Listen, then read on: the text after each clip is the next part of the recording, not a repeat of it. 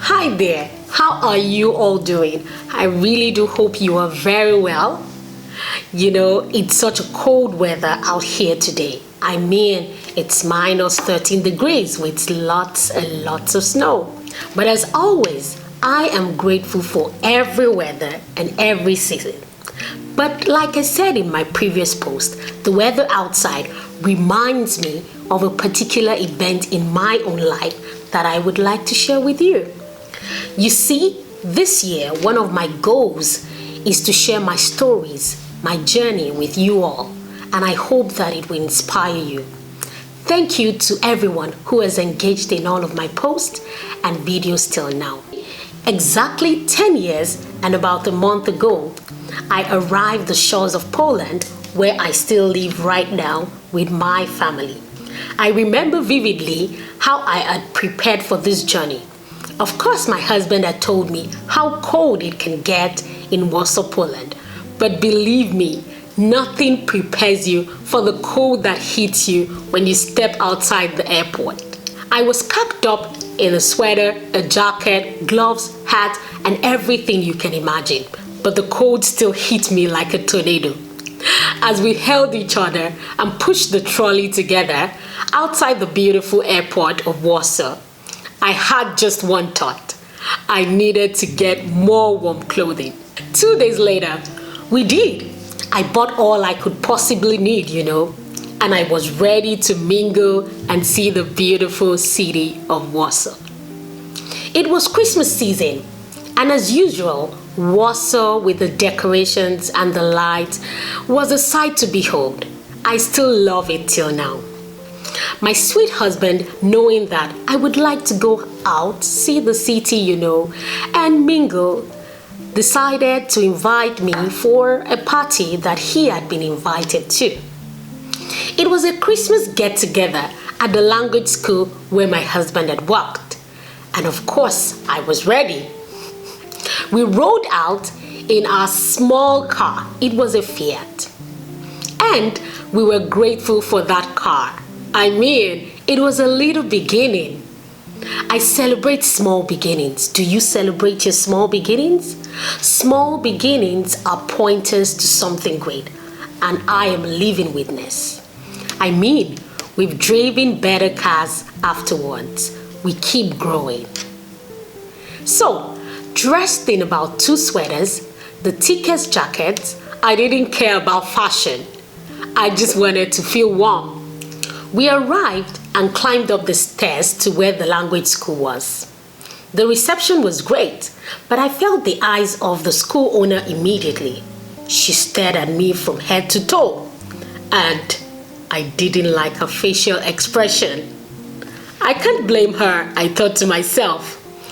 After all, I was dressed like an Eskimo just to protect myself from the cold. She hardly made conversation all evening and had a serious, arrogant air around her.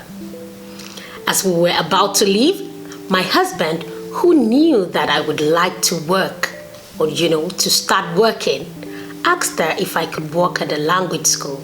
I heard her scoff and say to my husband that she thought I could do something else, maybe teach children. She just didn't think that I could do much here in Warsaw, like she said. Oh my head was spinning. I didn't understand what she meant. What does she mean? Does she mean I couldn't do much here? Did I look so daft, so dumb? Maybe she was right after all.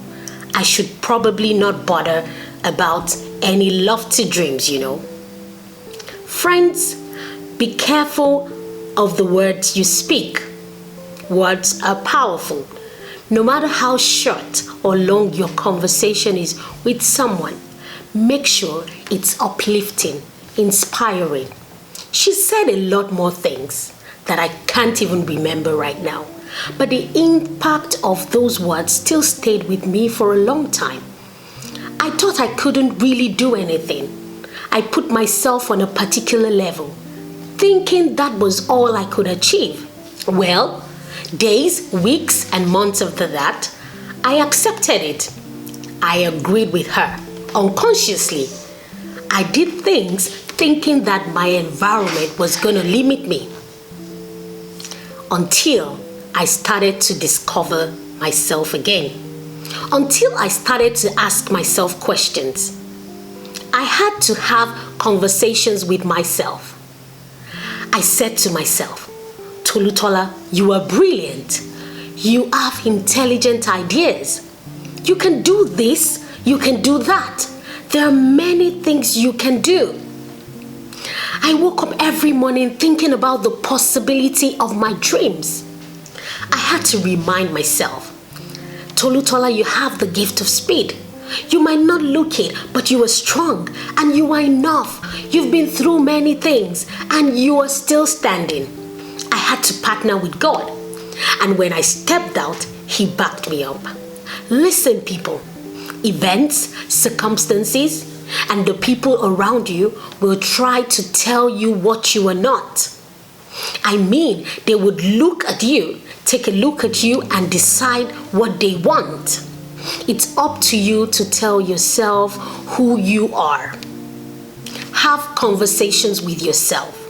I call them power conversations. You've got to shift your mind by talking to yourself. Sometimes we say it because we believe it, but sometimes we say it until we believe it. You might not believe that you are enough right now. You might not believe that you are strong right now. You might not believe that you can start that business right now. But say it to yourself until you start to believe it. Friends, this was what I did until it became me. Fast forward. Now I have written a kids' book used by several schools in Warsaw, Poland.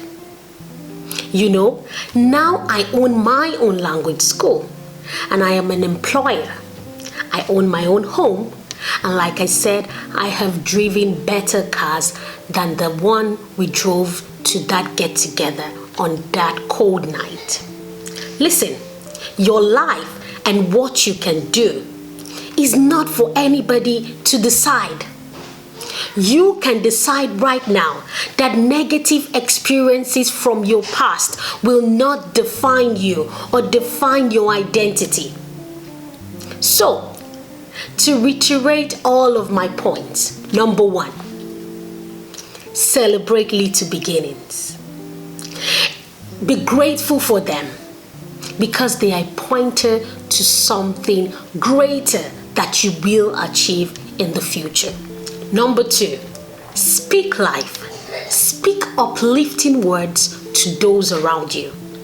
No matter how short or long your conversation is with people, make sure that it is uplifting, inspiring, and useful to them.